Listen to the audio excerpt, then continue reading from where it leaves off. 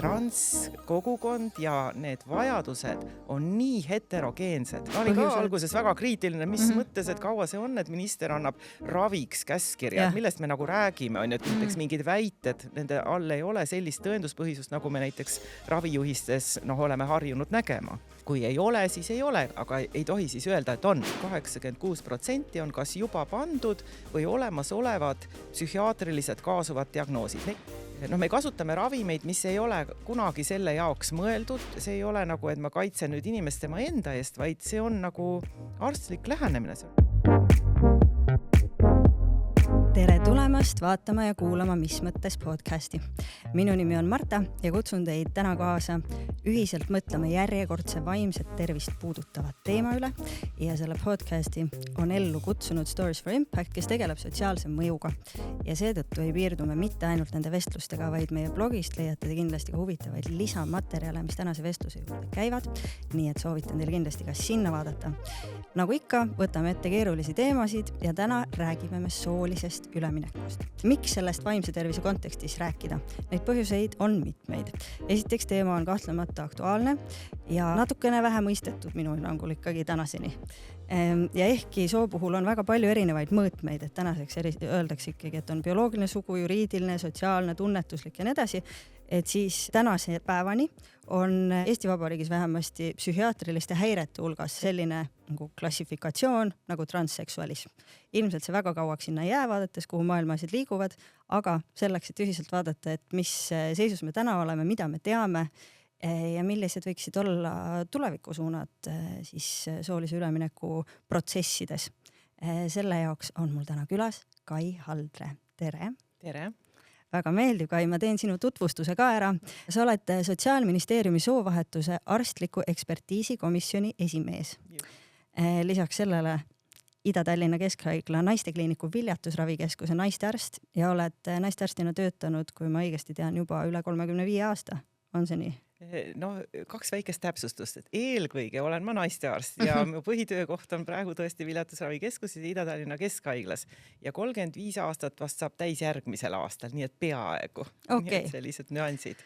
Et see soolise üleminekuga tegelemine on mulle nagu lisa niisugune väljakutse. Üks põhjus, miks ma arvan, et sa selle komisjoni või konsiilium on vist korrektne öelda või komisjon. Nagu nii jutu sees ütlen komisjon ka ja ma igaks juhuks hoiatan juba eos ette ka kõiki tundlikumaid vaatajaid ja kuulajaid, et kuna see terminoloogia ka transsoolisuse osas on nii palju muutumises, et ma kindlasti täna teen vigu, aga Kai, ma loodan see siis parandad juhul, kui on vajalik, aga head kuulajad, arvestame konteksti. Ja üks põhjuseid, miks me sind täna siia palusime ja miks ma arvan, et sa seda konsiiliumit juhid, on see, et sa oled väga palju ikkagi ka võtnud sõna meedias ja tegelikult oma karjääri jooksul naistearstina ka väga palju seisnud selle eest, et me ei sildistaks inimesi seksuaalsuse alusel ja nii edasi, et ehk siis oled olnud pikalt selline, ma ei tea, kas eestkõneleja, aga igal juhul selle eest seise, et me näeksime soolisuse ja seksuaalsusega seotud õigusi osana inimõigustest. Aitäh selle toreda sissejuhatuse eest, et väga tore, kui see on nagu kuidagi ka paistnud välja, et see on tõepoolest, et kui nüüd ütleme, küsimus on selles, et miks naiste arst juhib nüüd äkki niisugust komisjoni, siis väike taustainfo on tõesti selleks, et selline, et juba ütleme sellise seksuaaltervise teemadega, sealhulgas soo ja ütleme ka seksuaalse orientatsiooni ja nii edasi ja seksuaalse rahulolu ja käitumise ja kõige sellega me hakkasime niimoodi aktiivsemalt tegelema siin Eestis muidugi pärast taasiseseisvumist, et mina olen ikkagi nõukogude aja inimene, aga kuna mina olin just sel hetkel noor ja olen see võitjate põlvkond, kes alustas oma karjääre ja elu just siis 90ndate alguses, et siis me tegime väga paljusid asju ja nii-öelda esimest korda Eestis ja ütleme olukorras ka, et kus ei olnud nagu teada, et kuidas üldse näiteks minu pärast seksuaalharidus või mida arvata abordist või mida arvata kontratseptsioonist või ja siis ütleme, kuna ma selle sees niimoodi edasi arenesin, siis selle käigus me asutasime, nüüd saab just täpselt 30 aastat tagasi Seksuaaltervise Liit ja teisalt siis ka Eesti Akadeemilise Seksoloogia Seltsi. Ja natukene need asutajad ja aktivistid olid samad, aga natukene oli seal ka erineva suunaga ja erineva kogemusega inimesi, kes ühinesid ja ja just nimelt sellest samast huvist, et meil oli ju nõukogudeaegne nii-öelda ettevalmistus ja arusaamad, aga samas maailm avanes ja me saime aru, et noh, seal on ikka väga palju muud ka, et see, mis meie võib-olla kuulnud olime. Ja kui nüüd tulla siis selle transtemaatika juurde, siis just eeskätt selles Eesti Akadeemilises Seksoloogia Seltsis, seal me ikkagi seda sooteemat ja ka transteemat ja niimoodi püüdsime lahti mõtestada ja aru saada, mis ja kus tegelikult noh, päris algusest saadik, see oli siis 90ndate aastate lõpust. Ja 2000. aastal meil olid ka väliskontaktid ja me selle Akadeemilise Seksoloogia Seltsiga kuulusime siis Põhjamaade Kliinilise Seksoloogia Assotsiatsiooni, olime selle liikmed ja sealt tekkisid Põhjamaadega väga tihedad ja sellised väga õpetlikud ja noh, meil ju haridust otseselt ei olnud, me olime hirmsasti agarad ise õppijad ja vaatama, et kes mis infot jagab ja seoses sellega tekkisid väga soojad kontaktid just soomlastega ja siis oligi niimoodi, et 2000. aastal oli siis Eestis läbi viidud esimest korda selline uuring, no nii-öelda rahvastikupõhine, mille nimi oli inim- ja intiimsuhete uuring Eestis. Seal, ütleme, transtemaatikat ei puudutatud, kuna see oli siiski toona väga harv ja sa ei saa rahvastikupõhiselt vast neid usaldusväärseid andmeid kokku, aga mis selle uuringu tulemusena sündis, oli siis raamat, mille üks toimetajatest ma olin, oli siis Seksuaalsus Eestis. Ja tema aluseks oli just see, et me püüdsime vaadata, et kui palju, mis uuringuid üldse Eestis on tehtud ja mis infot on ja sealhulgas ka näiteks abordi temaatika oli seal, kontratseptsioon, aga oli ka võib-olla esimest korda, kus oli nii-öelda käsitlus siis ka transseksuaalsusest, nii nagu seda tookord siis nimetati. Ja ma ise oma õpingute käigus, ma olen 2 korral sellisel pikemaajalisel kursusel olnud Hollandis. 99. aastal ma olin Amsterdami ülikooli suveülikoolis ja esimest korda siis ka külastasime seal, siis no see on siiamaani on, ütleme, Holland nagu selline eestkõneleja, sealt on kõige rohkem nagu kogemust ja ütleme neid ideid ka lendu läinud, et külastasime ühte kliinikut ja lisaks sellele olid veel nagu loengud, et seal oli, ma mäletan, tolleks ajaks näiteks soovahetusoperatsioone oli tehtud üle 2000, mis oli nagu maailma mastaabis üks üleüldse esimesi ja suuremaid keskusi.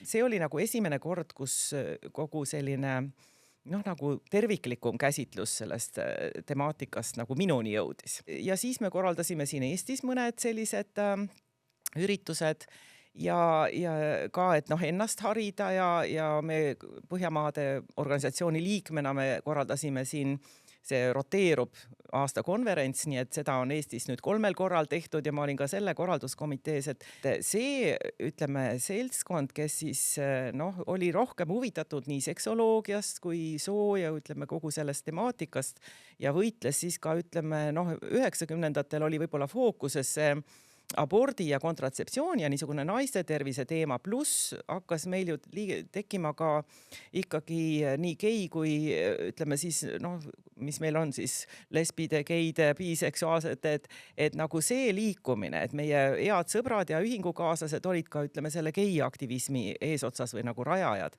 Et seetõttu oli tookord see fookuses, et neid inimesi ei diskrimineeritaks, et oleks nagu samad õigused ja me tulime just äsja ajast ju, kus ütleme, meeste homoseksuaalsus oli ju lausa kriminaliseeritud, et nii, et see taust viis nagu selleni, et võib-olla jäi nagu mulje, et ma olen võib-olla rohkem olnud omal ajal huvitatud nendest teemadest ja see, kuidas ütleme, see komisjon tekkis, siis võib-olla ma räägin selle, kuidas ta ennem oli niimoodi, et üks meie Akadeemilise Seksoloogia Seltsi asutajaliige, doktor Imre Rammul, kes on ju psühhiaater ja ka, ütleme, seksoloogia niisugune eestkõneleja olnud ju aastakümneid, et tema niisugusel, Sotsiaalministeeriumis siis reguleeriti üldse selle sooline üleminek ju 1999. aastal. Ja ütleme see, et mida teha, kuidas teha, niimoodi see oli suhteliselt, oligi nagu Imre Rammuli õlul, sest tema oli kõige rohkem puutunud sihtrühmaga kokku ja tajus nagu, millega üldse tegemist ja mida saaks aidata. Ja jäigi niimoodi, et siis tehti selline kord, et on nii-öelda komisjon, mis siis oli, Imre Rammul pani siis ka kokku niimoodi koos ministeeriumiga inimesed, kes sinna kuulusid ja noh, püüdis siis leida läbi selle juriidilise ja muu olukorra siis lahendust nendele inimestele. Ja ütleme kuni siis kuskil 4 aastat tagasi või nii, see tegevus oligi nagu tema õlul. Et seal ei olnud mingit õiget toetust, see oli lihtsalt nagu, kuna see oli nii palju harv ja see oli selline entusiasmil, kuigi ta oli nagu ministeeriumi komisjon, aga ta oli nagu entusiasmil nii-öelda põhinev. Nii et tema oli nagu selles mõttes teerajaja ja siis oligi niimoodi, et kuna neid pöördujaid oli ju kuskil kuni 2018. aastani, oli võib-olla mõni aasta polnud üldse või kuni seal 10 inimest aastas, mõni aasta 3-4, et see oligi selline väike tegevus, aga kui hakkas pöördujate arv niimoodi väga kiiresti tõusma, siis ta muidugi niimoodi enam ei jaksanud ja siis tema panigi selle komisjoni töö maha ja ütles, et tema niimoodi lihtsalt ei jaksa, et seda on liiga palju. Ja siis pidi ministeerium kuidagi olukorra lahendama, kuna määrus oli olemas ja regulatsioon oli olemas ja loodi siis uus soovahetuse arstliku ekspertiisi komisjon. Ja selle loomise tegelikult selliseks aluseks või nagu selliseks printsiibiks sai tegelikult see, et ütleme, seotud erialaühingutele Eestis, nagu on naistearstide selts, psühhiaatrite selts, endokrinoloogide selts, kirurgid, et tehti siis ettepanek, et kes teie seltsist võiks olla see inimene, kellel on võib-olla pädevust, kogemust, huvi, kindlasti peab olema inimesel huvi, kes võiks sellesse komisjoni, kus oli siis juba 10 inimest, praegu on meil 11, et kes võiks sinna kuuluda. Ja mind esitas tegelikult naistearstide selts. Ja vot niimoodi ma siin istun praegu ja niimoodi mina siia sattusin. No väga huvitav seda, kuidas öelda, siis sinu suhe selle teemaga versus tegelikult selle valdkonna huvikaitse nagu arengulugu Eestis, väga huvitav sissevaade sellesse ja paljudesse nendesse aspektidesse, mille sa praegu välja tõid, nagu see, et mida me oleme õppinud teistest riikidest ja nii edasi, tuleme me täna kindlasti tagasi, aga selleks, et meie vestlust natukene raamistada, ma teen ettepaneku, et vaataks korraga sellesse, et millega Consilium tegeleb, ehk siis, et kui väga palju tuuakse välja seda, et tänaseks me ei vaata soolist üleminekut enam kui, et ei ole vist korrektne öelda ka soovahetus otseselt, sest et see on selline binaarne käsitlus, eks ole. Just, et me ei vaataks just kui ainult, et ei oleks sellist arusaama, et inimene heidab operatsioonilauale pikaalis, tehakse mingi üks kindel protseduur ja siis ta on vahetanud sugu, vaid et tegemist on nagu palju komplitseerituma protsessiga, kus väga tihti seda meditsiinilist osa tingimata ei olegi, aga kas annaksid väikese ülevaate, et millega siis Sotsiaalministeeriumi alla loodud Consilium, millega te tegelete? Et jah, et kui nüüd siin oli sellest terminoloogiast juttu, et siis meil on komisjon. Aga siis komisjonil on konsiiliumid. Mis asi on konsiilium? Konsiilium on see, et mitu tarka panevad pead kokku, arutavad asja läbi ja jõuavad mingile ühisele tulemusele, et vot seda küsimust või seda probleemi me võiksime sellisel või teisel moel lahendada. Ja nüüd komisjon siis korraldab konsiilium, et siis tulebki mitu tarka kokku, eks ole. Nüüd kogu selle asja aluseks, et nagu jälle aru saada, et kust see kõik tulnud on, et miks see kõik niimoodi on, et kõigepealt ma pean ütlema seda, et jälle ajaloolises perspektiivis, et aru saada, et see kõik ei ole nagu noorem põlvkond lihtsalt ei tea, kuidas see nagu arenguliselt, kuidas me siia oleme jõudnud, et ütleme 90ndatel aastatel nendest N-liidust vabanenud riikides sellist soolise ülemineku võimalust, regulatsiooni või seda nagu väga vähe oli, et Eesti oli siin kindlasti esirinnas, sest see oli 99 ja juba oli meil inimestele antud see võimalus, meditsiinisüsteem tuli vastu ja niimoodi.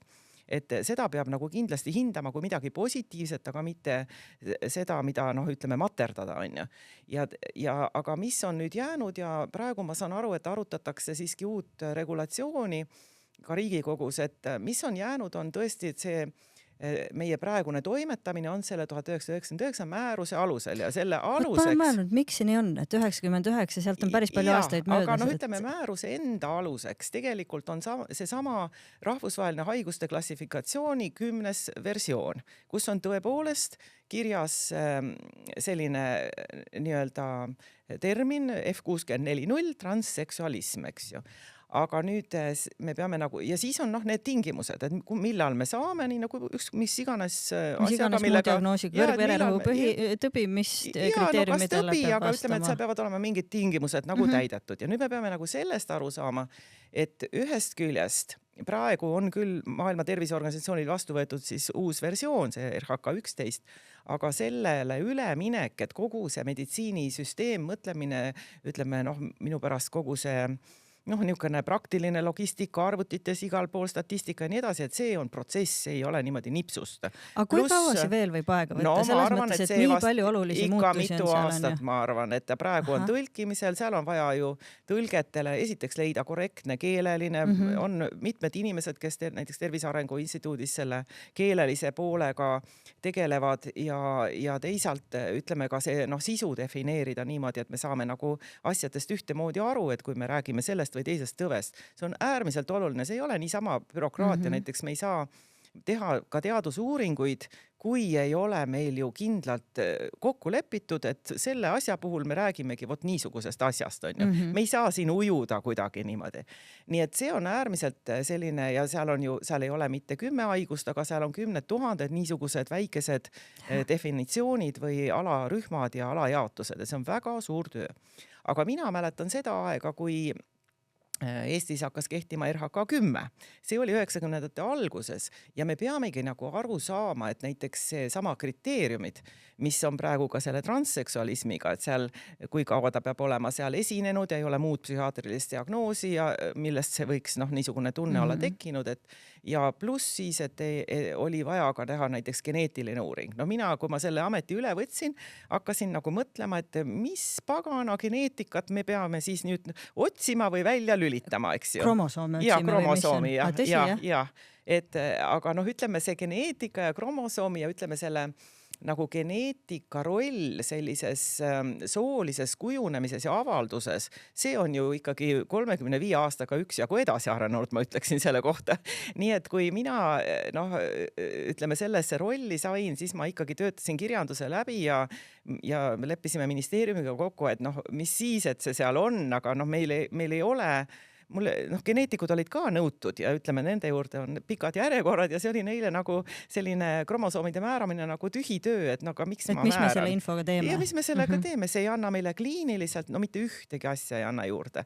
Ja minul tekkis ka koheselt see küsimus, et aga hästi geneetiline uuring, mida me sealt uurime või või mida see inimene enda kohta sealt siis peab teada saama, kui me räägime tunnetuslikust soost. Tunnetuslikust soost ja ütleme, et ikkagi teine printsiip, kui me räägime siin inimõigustest, on see, et nagu mingeid kohustuslikke geneetilisi uuringuid nagu inimestel üldse ei saa ju teha, et see ei saa niimoodi olla, et me hakkame nagu mingi, see on väga rumal ja ohtlik lähenemine, mis ei ole päris, ma ütleks, et seda on aeg-ajalt siin Eestis ka kuulda, et uurime näiteks ühel mingil näiteks ka viljatusravi puhul, et näiteks uurime kõigil nagu mingeid geene või asju, see on ikka sügavalt isiklik, kas mina ikka tahan, et mingeid teadustööd minu andmete põhjal tehakse. Ja, et seda, ka mitte teadustöö, aga et mingid, ma ei tea, tõhusus või mis iganes.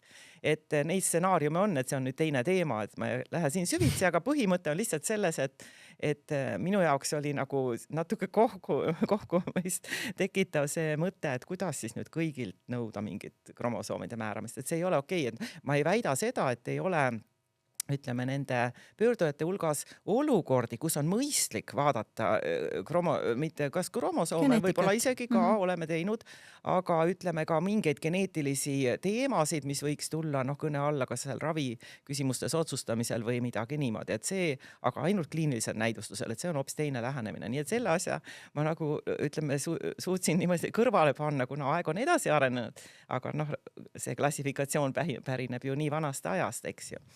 Aga siis ja ütleme, et see on nagu see alus ja me ütleme tegutsedes nagu Eesti meditsiinisüsteemis, ega me ei saa sellest RHK 10 või 11, me ei saa päris üle hüpata, meil peab olema mingi struktuur ja niimoodi ka, et oleks nagu võrdsus ja solidaarsus tagatud ka teiste pöördujate rühmadega ja teisalt ütleme see ka, mis on praegu natukene ei ole nagu alati arusaadav, on see, et selles transvaldkonnas see tõenduspõhisus me kasutame ravimeid, mis ei ole kunagi selle jaoks mõeldud ega ütleme sellel rühmal ju meil östrogeensed hormoonid, meessuhormoonid, just nimelt hormoonravimid. On tegelikult välja töötatud teiste näidustuste just nimelt, et seda ei ole ju kunagi niimoodi otseselt, et ta on nagu off-label, nagu nimetatakse.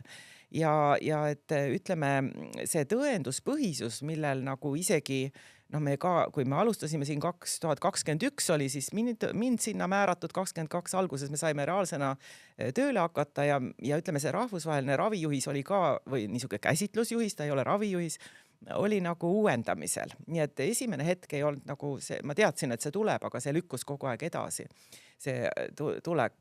Nii et ütleme... Kas see on siis WHO poolt või kelle poolt? Ei, see on siis WIPAS, mis on siis, ütleme, transtervise maailma organisatsioon. Okay.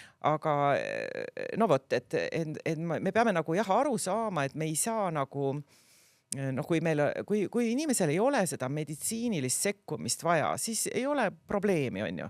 Aga kui on mingi arst, peab tegema otsuse, see arst võtab vastutuse, arstil on oma autonoomia.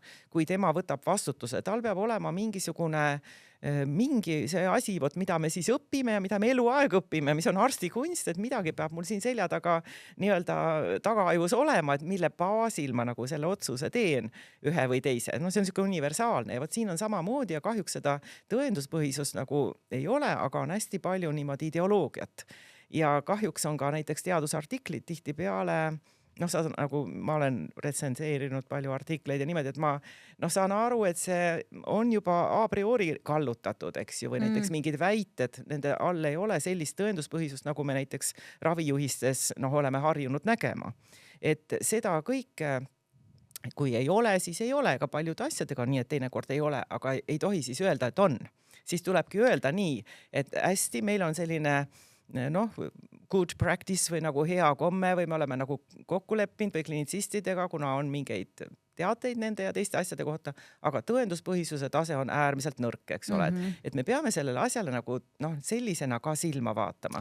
Et see on nagu väga oluline ja vot seda meil nagu ei ole selles valdkonnas. No vot, seda ma mõtlen, et see on üks väga huvitav ja keeruline valdkond just selles mõttes, et kuidas sa leiad sellele ongi pöördujale või kliendile või patsiendile, ükskõik mis kontekst see on ju, nagu, kuidas öelda, sellised inimese keskse lähenemise valdkonnas, mis on ikkagi nii rangelt reguleeritud, on ju oluliselt rangemalt, kui me võib-olla läheneme mingitele teistele,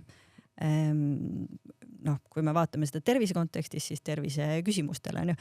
Aga tulen korraks selle sama asja juurde tagasi, et kui sa tood välja, et juhised või määrus on aastast 99, et siis üks asi, mille poolest me oleme veel omapärased, on see, et saan ma õigesti aru, et meil on hetkel jätkuvalt nii, et kui inimene tahab muuta oma juriidilist sugu, ehk siis sooandmeid me nimetame. Sooandmeid, ehk siis ma soovin uut isikukoodi põhimõtteliselt, et ma oleksin seaduse silmis siis teisest soost, et ka sellisel puhul, mis ei ole meditsiiniline protseduur, on ju, ka sellisel puhul see inimene tänases Eestis jõuab teie komisjoni juurde. Jaa, aga ma tahan veel öelda selle komisjoni kohta, et sellega on ka nagu, ma olen niimoodi aru saanud, kui ma olen lugenud siin mingeid tekste ja niimoodi, et on nagu ei saada nagu aru või ei ole nagu teadvustatud, et ütleme arst oma tegevuses, perearst, mis iganes, ühel hetkel on see arst nagu arst ja arstikunsti valdaja ja teisel hetkel võib see arst olla nagu juriidiline, kuidas seda öeldaksegi, ametiisik. Ma võin olla ka ametiisik, näiteks ma kirjutan töövõimetuslehe, ma olen ametiisik, ma annan välja mingi tõendi, et oli nii ja ma olen ametiisik, ma ei ole arstikunsti valdaja, eks ole, tegija sel hetkel. Ja võt see komisjon, siin on samamoodi, meil on sõnastatud seal ülesanded ministri määrusega, nüüd uuendatud kujul on see komisjon koosseis ja ütleme, need sõnastused on nüüd selle aasta suvest, kuna see oli 3 aastaks, 3 aastat sai läbi, et nüüd anname uuesti. Et seal on samamoodi sõnastatud ühest küljest nagu see arst ametiisik funktsioon. Vot see on see, mis tuleb nüüd selle läbi ministeeriumi ja meie teeme oma tegevusest protokolli ja see läheb ministeeriumisse krüpteeritult ja niimoodi. Aga teisalt me oleme ja see on ka see huvi, muidu me seal ei istuks, mis on nii-öelda huvi see, et anda sellele inimesele me korjame kogu info kokku, mis oli eelnevalt olnud ja kuidas see on ja püüda leida talle kas ka kontakte või mis see tema teekond ja kuidas tal oleks nagu parim edasi minna. Ja sellepärast see ole hea näitlikkusta see olukord kuidagi, et kui meil on kuulajad, kes võib-olla ei ole soolise ülemineku kuidagi kokku puutunud, mida see tähendab, mis need erinevad vajadused üldse on selles protsessis? Ütleme kõige dramaatilisem, kus ka meie tihtipeale oleme nagu natukene hädas, aga me saame seda siiski inimesega arutada ja teda julgustada, on need noored, kes kõigepealt peab aru saama sellest, et see nii Eestis kui igal pool mujal, ütleme sellises noores eas pöördujate seas, kuni seal ütleme 20-ndate keskpaik, on kaasuvana ja ka minu väike statistika kaasuvana on kuskil, meil oli 86% on kas juba pandud või olemasolevad psühhiaatrilised kaasuvad diagnoosid. Neid on enamasti mitu, need ei ole arva, kui on üks, aga enamasti on mitu. Mille tulemusena on meil terve rühm neid noori inimesi, kes ei ole aastaid ei töötanud ega õppinud. Tal ei ole vaevalt mingit sissetulekut, ta ei ole sotsialiseerunud, tal on ainult võib-olla internetisõbrad, eks ju, ja võib-olla ka täiesti, see internet ongi tema ainus kaaslane siin elus. Et meie näeme seda asja ikkagi tervikuna, et meie eesmärk on ju need noored tuua oma eakohasesse ellu kuidagi aidata tagasi. Sest et on ka neid noori, kes on samasuguses olukorras, aga on ometigi koha peal leitud sotsiaaltöötaja, on käidud meie juures tugiisikuga, eks ole, kes aitab võib-olla ka selle info meelde jätta, mis me seal räägime või kirja paneme ja kaasa mõelda, et kuidas edasi, eks ju. Aga vahel on need noored jäänud kahjuks kuidagi täitsa niimoodi oma pead, ei ole perekonnatoetust ja nii ja me ikkagi püüame nagu seal leida ja teda julgustada, et võtta siis selles küsimuses ühendust oma kohaliku sotsiaaltöötajaga, teises küsimuses pöörduda näiteks töötukassasse, eks ole. Mõtleme alati seda läbi, et kas meil on oma kontakte, et kuidas leida see psühholoog näiteks, kui on mingi, vahel on ka niimoodi, et näiteks kuni 18 on olemas vaimse tervise spetsialistid, siis kukub vanus ja siis kogu see tugi kukub ära, eks ju. Et me püüame ka näiteks seda kaasa aidata ja kaasa mõelda. Et võimalikult terviklikult läheneda inimesele. Ja vot see on see, mida ma tahangi öelda, et see on nagu see meie põhifunktsioon seal, sest väga tihti on loomulikult see, et inimene on tubli ja ta on teadvustanud kõik ja tal on see tugisüsteem, aga vahel ei ole ja ei ole ka kedagi lähikonnas, kes paneks selle pildi kokku. Nii et seetõttu meil ongi nagu kaks funktsiooni, et üks on nagu see ametiisik ja neid funktsioone ei tohi sassi ajada, et vahel on see, et miks te nii teete või miks te naa teete, aga neid funktsioone ei saa nagu sassi ajada, et meie jaoks ongi ja ma alati tutvustan ka inimesele, et me oleme siin praegu ühes ruumis, meie põhifunktsioon on see, et vaadata, kuidas edasi saaks, teeme saatekirju seal endokrinoloogile või mõnele teisele spetsialistile, ma saan ju kohe teha, eks ju, et inimene saab kohe hakata vaatama, kuidas ta jõuab, kuidas ta ligi pääseb, eks ju. Aga teisalt loomulikult, kui ministeerium meilt küsib, et kas sellel inimesel on F64.0 või ei ole, siis see on see funktsioon nagu ministeeriumi silmis. Ma siis igaks juhuks seletan selle lahti, eks ju, et see, kas see diagnoos on olemas, jällegi, ütle, kas ma tean õigesti, et sisuliselt selleks, et soolise ülemineku protsessis nagu teha neid meditsiinilisi protseduure, olgu see hormoonasendusravi,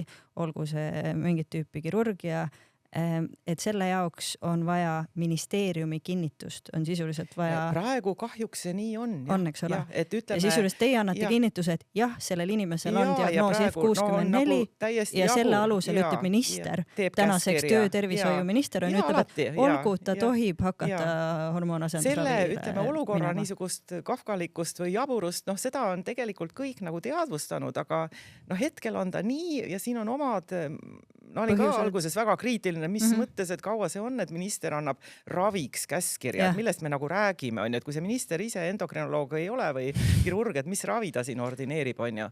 Aga siin, ütleme, on mulle ka pärale jõudnud kõik need taustad ja ma saan aru, miks see hetkel nii on ja siis ma mõtlen, et parem, et ta on kas või niimoodi, kui teda üldse ei ole. Et vahel sa ei saa nagu valida kahe ütleme hea ja halva vahel, vaid vahel sa pead valima lihtsalt halva ja veel halvema vahel, nii et vahel on niisugused olukorrad ja kui nii on, siis okei, elu ei ole ideaalne, ideaalmaailma ei ole, seda ei tule, on ju, et rügame edasi selles olukorras, kus me oleme ja püüame võtta siis nagu selle parima, et ärme fokusseeri nagu nüüd sellele asjale, sest ma arvan, et see ütleme, parem versioon loomulikult oleks see, et inimene pöörduks kas siis ütleme, see psühhiaatriline kaardistamine on absoluutselt vajalik ja nähes veel seda, et peaaegu 90% inimesi on nii või teisiti seal psühhiaatri juures juba pikemaajaliselt olnud ja käinud ja teemasid arutatud, siis ma nagu ei näe, et seda on väga esile toodud, et see on kuidagi diskrimineeriv ja stigmatiseeriv ja see ei ole nii, see kindlasti ei ole nii.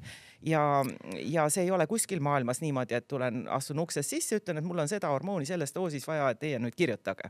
Niimoodi see ei toimu. Ja seda ikkagi mulle tundub, et ka kogukonna eestkõnelejad toovad ise välja, et see on selge, et tegemist on sellise raviga, mille puhul et seda ei saa otsustada üks spetsialist, et seal ongi vaja erinevate spetsialistide ekspertiisi, aga see küsimus, et kui kaugele me seda nii-öelda medikaliseerime, on ju, et see on, sellel ongi väga raske vastata, aga ma siit küsin ühe nagu provotseeriva küsimuse, lähme selle teemaga sügavamale, et on ikkagi olnud ka sõnavõtte, et vist isegi tsiteerin pealkirja Saare Arumetsa artiklit, kui ma õigesti mäletan, et arstikabinetis peaks justkui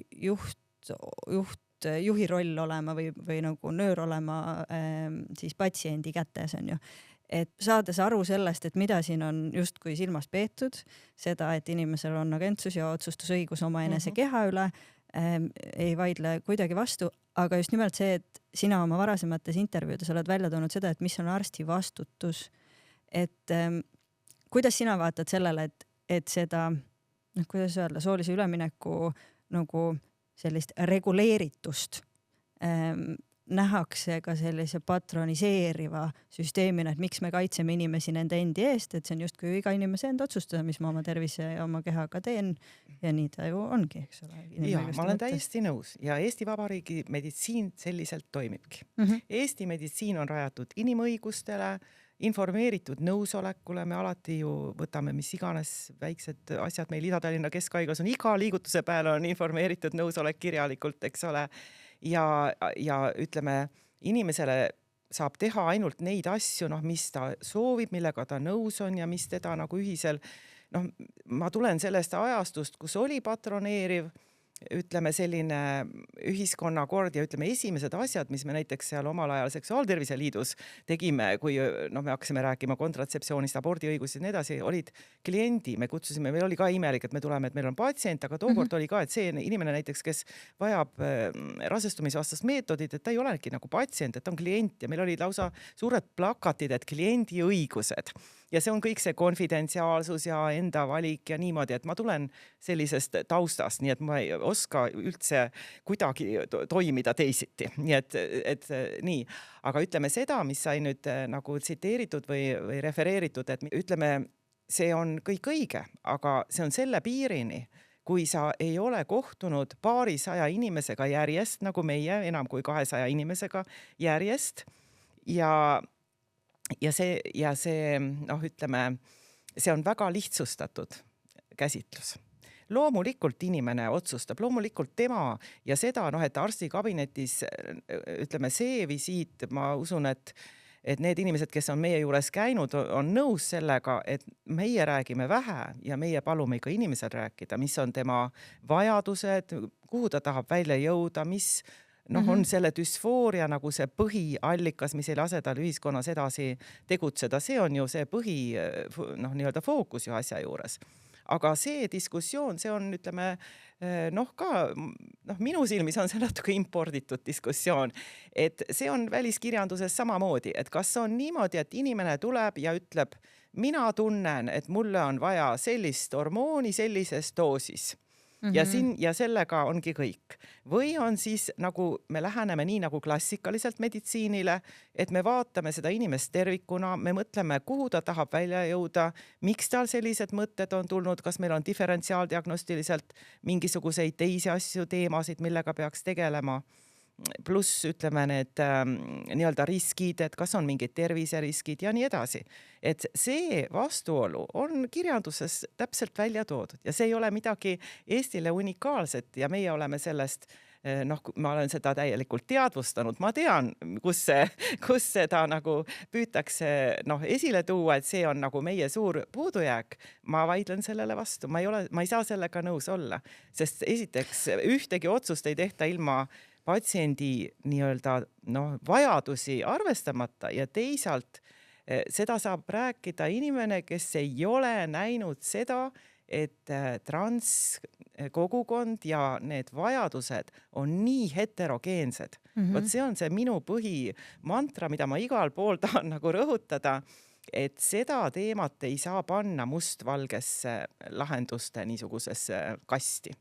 Seda ei saa ükskõik, kas ta on ideoloogilisel tasandil, on ta sellisel nii-öelda abikorralduslikul tasandil, mõistmise tasandil, see ei ole võimalik. See peab olema ikkagi igas mõttes täiesti indiviidi keskne, siin ei ole üht. Absoluutselt, sa ei saa, sest ütleme, me võime ju öelda, ma toon ekstreemse näite, et meil on olnud päris mitmed patsiendid, kellel kaasuva ikkagi psühhiaatrilise teema tõttu, et me peaksime lähtuma, mis patsient meile räägib, aga kui patsient ei räägi, ta ei räägi tund aega mitte midagi, millest me siis lähtume.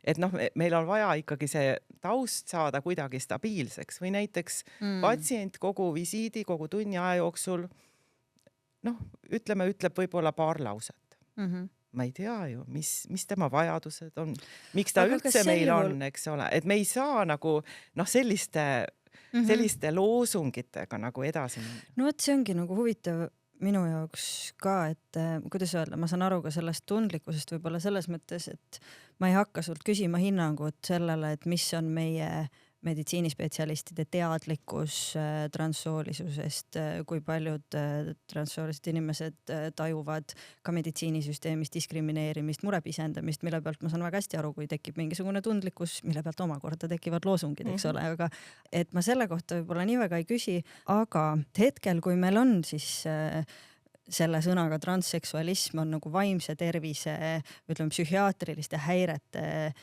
nimekirjas, aga eelduseks, et alustada ravi on see, et ei tohi olla ühtki kaasuvat vaimse tervise diagnoosi. Tean ma õigesti?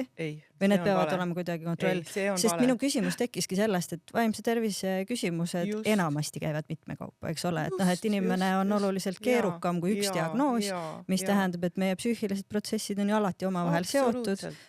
Tänaseks me paljuski teame, et isegi depressioon on enamasti see viitab millelegi, ta ei ole tingimata asi iseeneses, on ju.